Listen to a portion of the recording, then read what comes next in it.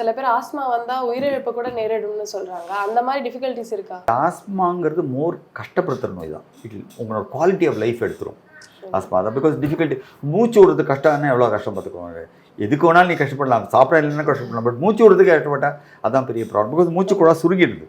10 சென்டிமீட்டருக்கு வேண்டியது ஒரு 4 சென்டிமீட்டர் 3 சென்டிமீட்டர் தான் அவனுக்கு கஷ்டமாக இருக்கும். அதான் ஆஸ்மாவோடது. பட் ரொம்ப ஸ்டேட்டஸ் ஆஸ்மெட்டிக்ஸ்னு ஒன்று இருக்குது. ரொம்ப சுருங்கி 1 சென்டிமீட்டர்லாம் வந்து வச்சுக்கோங்க, அவனுக்கு காற்றே உள்ளே போகாது, ஆக்சிஜன் போகாதனால செத்து போயிடும். நீ கரெக்டாக அந்த டைமில் ட்ரீட் பண்ணலைன்னா அவ்வளோதான், அவன் க்ளோஸ் ஆகும். பட் ரொம்ப ரேர் அது. தெர் இஸ் ஒரு டாக்டர் வந்து சரியாக வைத்தியம் பண்ணலைன்னா தான் இல் கோயிட் ஃபார் ஸ்டேட்டஸ் ஆஸ்மெட்டிக்ஸ் அண்ட் டை.